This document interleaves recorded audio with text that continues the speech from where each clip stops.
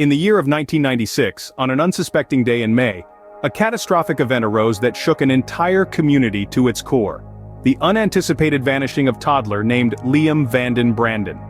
It was May 3rd, a day now remembered with a chilling sense of dread, his destination unknown, his return never, is the bone-chilling narrative of Liam Vanden Branden's confounding disappearance. He was a vivacious toddler, full of life and untapped potential. His infectious laughter and innocent charm left an imprint on all who knew him. Yet on May 3rd, he was inexplicably gone. The gaping void left by his absence sent shockwaves through his tormented family and the devastated community, sparking a desperate search for answers. The mystery that veiled his sudden disappearance has since transformed into an unsolvable puzzle, an agonizing riddle that continues to haunt and baffle, intensifying with every passing moment. The day began as any other.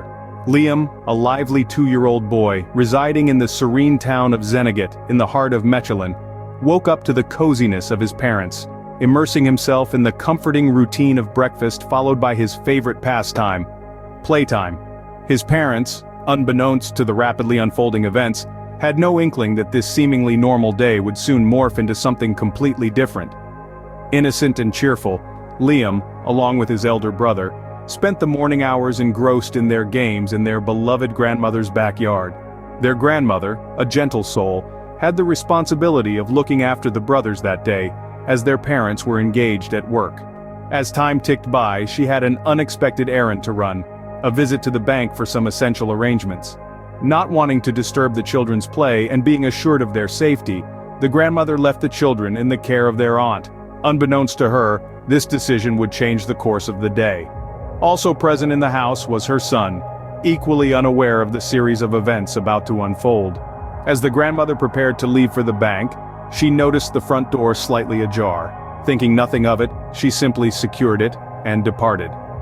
Little did she know that the seemingly insignificant open door was a silent testament to Liam's unnoticed exit from the house. The time was around 5 p.m. when Liam was last spotted, gleefully playing. However, within a span of 15 short minutes his absence was noted. His aunt, who was preoccupied with her chores in the kitchen, suddenly realized the unusual silence. Upon checking, she discovered Liam's absence. Panic struck, she frantically began searching the premises, her heart with each passing minute. The house echoed with the desperate calls of Liam's name, but the cheerful toddler was nowhere to be found. Living in an era where cell phones were yet to make their mark, the aunt had no option but to call the bank, fervently hoping that Liam had tagged along with his grandmother, which he hadn't. At the same time, Sandra, the aunt, noticed a man with a car near the house. She shouted at him if he had seen a child, but the man completely ignored her and got into his car and drove away. Sandra wrote down 3 letters from his license plate that she had memorized. Later they tried under hypnosis to find out the rest of the license plate, but were unsuccessful. Liam's grandmother lives by Zenegat near Mechelen, which is a canal. There are not many other houses around her, but across the street there is a busy cafe. Sandra immediately goes there to ask if anyone has seen Liam. No one has seen him, but a few customers come to the rescue and join the search for the toddler. 2 of them saw someone walking with a child in the distance. One of them said it was a man, the other said it was a woman. When the police arrived on the scene, they quickly assumed that Liam had fallen into the water because they lived so close to it. The search started in different ways. 2 helicopters were called in, the police brought in sniffer dogs from the Netherlands, and volunteers came to comb the entire area.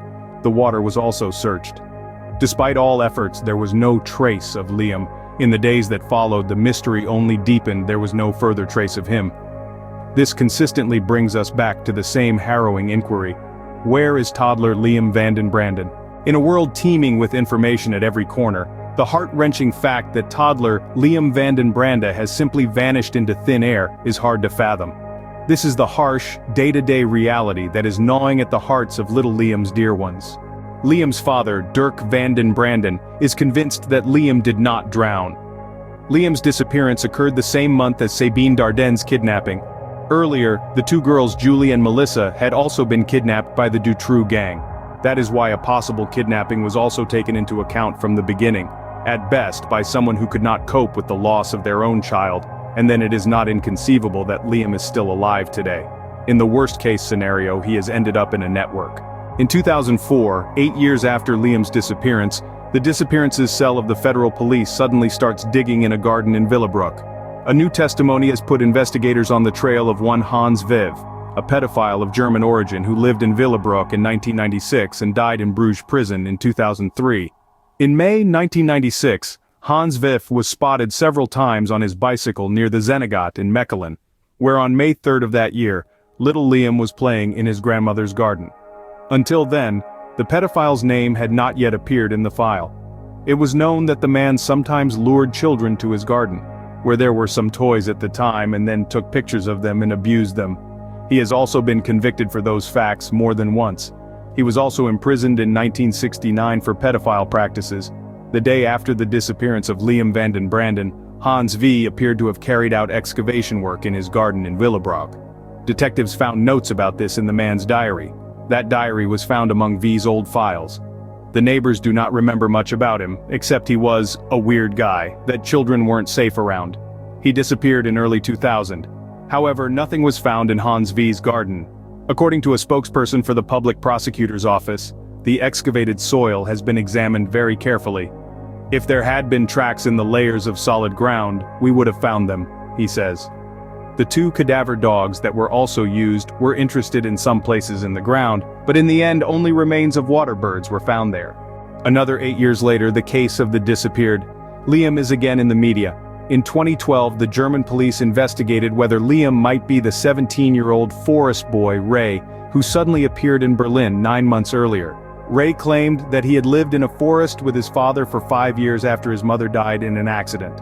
After 9 months, the Berlin investigators still had no idea who Ray was. That's why Interpol tried to link old disappearance files to the Forest Boy's case, and that also included Liam Vanden, branden, who at that time would have been about the same age as the Forest Boy.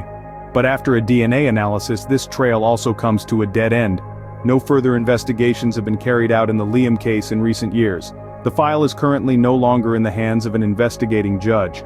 On February 16, 2016, Child Focus started a striking campaign on social media and on digital screens in major Belgian stations and Brussels metro stops. The traditional search messages are set in motion using a 3D technique and emit an audio message. Child Focus hopes to achieve a breakthrough in cold cases. The campaign also featured Liam Vanden, branden, who would be 28 years old today. In 2016, Liam's face was put on 2 euro coins. 1 million of these coins were made to draw attention to the case. Every voice matters, and your voice could be the pivotal one in the search for Liam Vanden, branden. Each piece of information you share may be the key to solving this mystery. It's in our collective power to ensure that Liam is not lost in our memories. Let's pool our voices, aim for the truth, and fervently hope for his safe return.